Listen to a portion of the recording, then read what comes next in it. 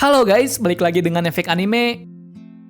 Di video sebelumnya, kita diperlihatkan hal yang sangat menarik, di mana bajak laut Akagami sudah mulai bergerak untuk pertarungan.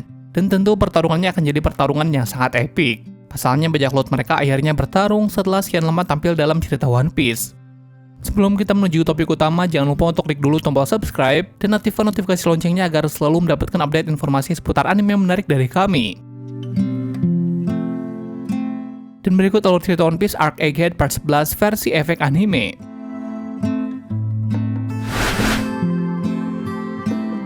Cerita kini berpindah pada flashback 3 bulan lalu, tepatnya di Tanah Suci Marijoa.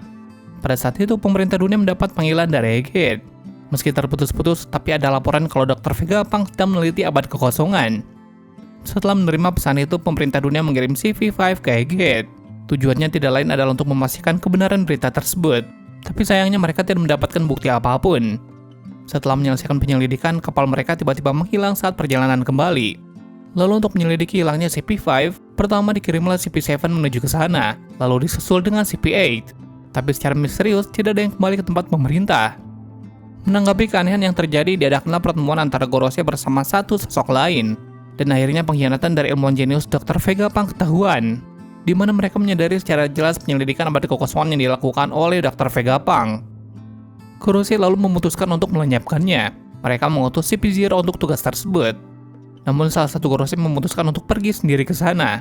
Alasannya adalah untuk mengantisipasi serangan balasan dari Vegapunk. Selain itu, dia mengutus Laksamana Kizaru sebagai pengawalnya. Sebagai tambahan, dimintalah pasukan bantuan dari beberapa cabang angkatan laut. Jumlah pasukan yang dikirim hampir sama dengan jumlah yang digunakan dalam perang. Tapi tidak ada yang menduga Luffy sang Yonko malah datang ke operasi tersebut, sehingga membuat mereka menjadi pusing karena rencananya berantakan. Dan tentu, hasil pertarungannya jelas akan sangat menggemparkan dunia. Cerita kembali ke masa sekarang. Di sana muncul dalang dibalik penculikan pasukan pemerintah dan Vegapunk. Dan secara mengejutkan, dalang dibalik semua itu adalah Vegapunk York.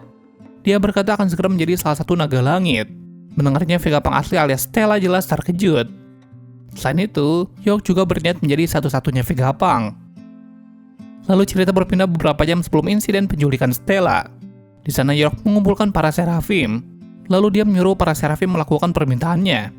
Karena dia sudah menutup Frontier Dome, York juga menyuruh Seraphim untuk menghabisi siapapun selain dirinya, Stella, serta para sandera dari pemerintah dunia.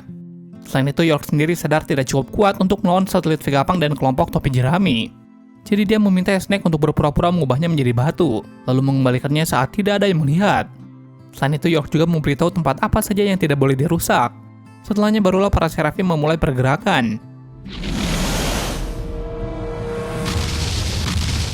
Berpindah lagi ke masa sekarang, para peneliti terlihat mulai menyelamatkan diri ke atas kapal. Tidak jauh dari itu, muncul sebuah kapal bajak laut dengan bendera 3 tengkorak. Kita berpindah ke Elbaf, tempat pertarungan Shanks dan Kid yang akan segera berlangsung. Kid dan para anggotanya nampak sangat bersemangat untuk melawan bajak laut Akagami. Dia juga menganggap pertarungan kali ini adalah pertarungan hidup dan mati. Tidak lama berselang muncul para aliansi dari Shanks di kapal Kid. Mereka diantaranya adalah Gerotin, Fuga, serta Pororo. Mereka semua tidak akan membiarkan bajak laut Kid mendekati Akagami. Killer lalu meminta Kid untuk waspada, karena meski penampilan mereka aneh, tapi sebagian dari mereka juga cukup terkenal. Sedangkan pada sisi lain, Shanks memberi perintah pada aliansinya untuk mundur sebelum terlambat. Meski sudah diperingatkan, tapi para aliansinya seolah ingin bertarung bersama. Yang bisa disimpulkan, Shanks dianggap sebagai orang yang sangat berarti bagi mereka. Dengan tersenyum lebar, Shanks lalu naik ke atas kapal. Setelahnya, Shanks menyuruh yang lain jangan meremehkan Kid, karena dia adalah anak muda yang sudah tumbuh. Belum lagi sekarang bounty-nya sudah mencapai 3 miliar berry. Shanks juga bertanya-tanya apakah luka bajak laut Kid dari pertarungan di Wano sudah pulih. Lalu menurut Yasop, bajak laut Kid terlihat baik-baik saja dan siap bertempur. Selain itu, Shanks juga menanyakan perkembangan bajak laut Kurohige pada Yasop. Sebelum bertempur, Shanks terlihat mempelajari data dari kelompok Kid. Tidak berselang lama, Kid langsung mulai bergerak dengan kekuatan buah iblisnya. Dia berniat melenyapkan mereka hanya dengan 10 detik saja. Caranya adalah menggunakan senjata yang baru saja dia ciptakan. Tidak hanya itu, Kid lalu membuat kapal para aliansi Shanks seolah mendekat padanya. Kid lalu berniat langsung menembakkan meriam, dan melihatnya Shanks sangat terkejut. Lalu kita diperlihatkan hal yang sangat mengejutkan. Di sana Shanks melihat masa depan dalam jarak yang cukup jauh. Dalam penglihatannya, serangan dari Kid berhasil menghancurkan kapal aliansi dalam waktu yang sangat singkat.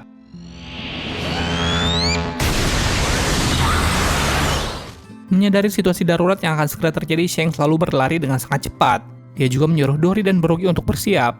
Lalu dia memutar haluan kapal mereka. Shanks juga berkata kerusakan kali ini terlalu besar. Lalu Shanks berlari ke arah Kid. Dia berkata ternyata Kid memang kuat.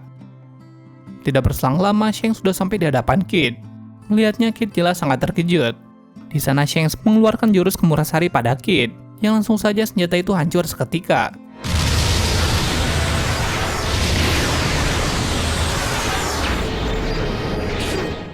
Dan tidak hanya senjata, serangan dari Shanks rupanya langsung membuat bajak laut Kid porak-poranda. Dalam satu serangan saja, Kid bersama kelompoknya dikalahkan dengan sangat mudah oleh Shanks. Melihat bos mereka akan segera mati, anggota lain berusaha menyadarkan Kid. Ditambah lagi killer yang mencoba melindungi Kid juga turut terkapar. Anggota bajak laut Kid langsung menyerah pada Shanks. Mereka juga meminta pada Shanks agar jangan membunuh Kid. Seolah tidak menghiraukan hal tersebut, Shanks terus berjalan mendekat. Lalu mereka berusaha menyerahkan salinan rod poneglyph pada Shanks, karena hanya itu yang mereka punya. Sambil ketakutan, para anggota Kid terus memohon agar jangan dibunuh. Tidak hanya itu, kita juga dilihatkan hal yang mengejutkan. Di pulau terlihat Dory dan Brogy berniat melancarkan serangan penghabisan. Seolah tidak kenal ampun, serangan dari mereka berdua langsung membelah kapal bajak laut Kid.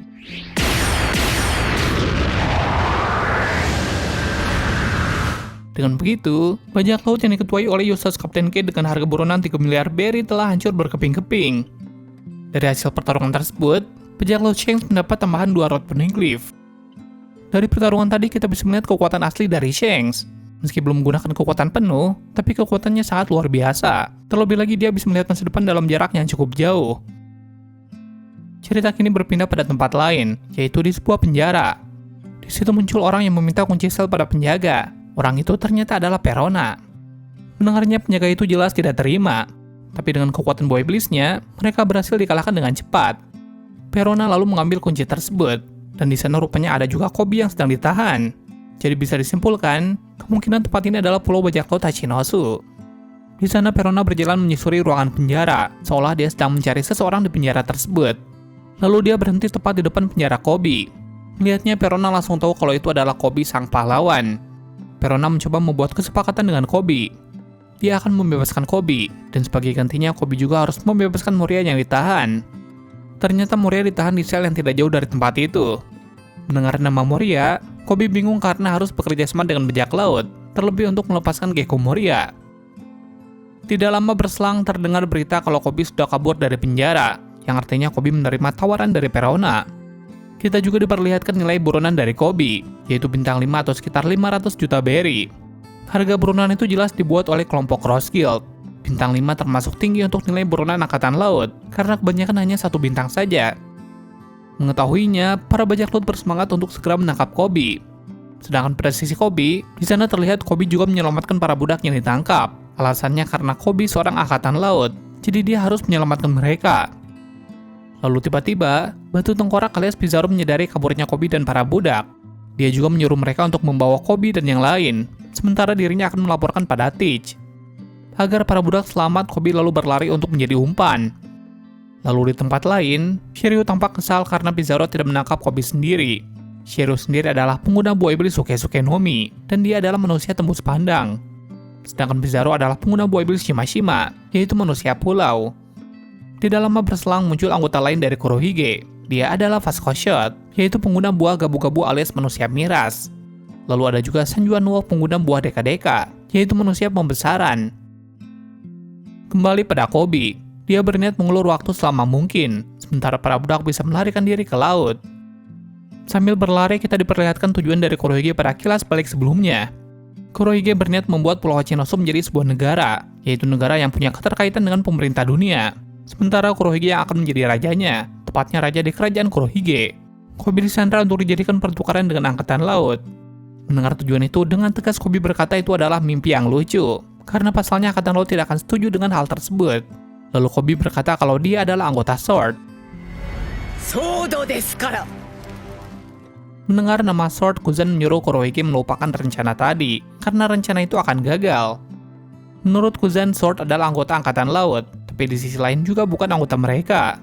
Sword adalah sebuah kelompok yang sudah mengundurkan diri dari Angkatan Laut, dan mereka bisa bertarung melawan para Yonko tanpa izin dari atasan. Mereka juga bisa melakukan apa saja, serta menolak segala perintah yang ada. Sebagai gantinya, Angkatan Laut tidak bertanggung jawab atas perbuatan anggota Sword. Mendengarnya, Kurohige malah tertawa senang, karena anggota Sword bisa bertarung dengan bebas. Tapi tetap saja Kurohige tidak akan mengubah rencananya, dan akan mencoba pertukaran tersebut. Karena tidak lain, Koby dianggap sebagai sang pahlawan yang penting. Kembali ke masa sekarang, muncul 3 anggota Angkatan Laut yang menyerang pulau itu. Para Angkatan Laut itu terlihat mengamuk dengan sangat kuat. Lalu muncul juga anggota lain dari Sword, yaitu Kujaku. Dia adalah Laksamana muda markas besar Angkatan Laut, sekaligus cucu dari Suru. Di sisi lain, Koby akhirnya sudah terkepung. Sementara itu, Garp nampak bersiap untuk menyelamatkan Koby, yaitu murid kesayangannya. Itulah rangkuman One Piece Arc Egghead Part 11 yang sudah berhasil kami rangkum. Setelah pertarungan epik dari Shanks, berikutnya kita masuk pada pertarungan dari Garp melawan bajak laut Kurohige.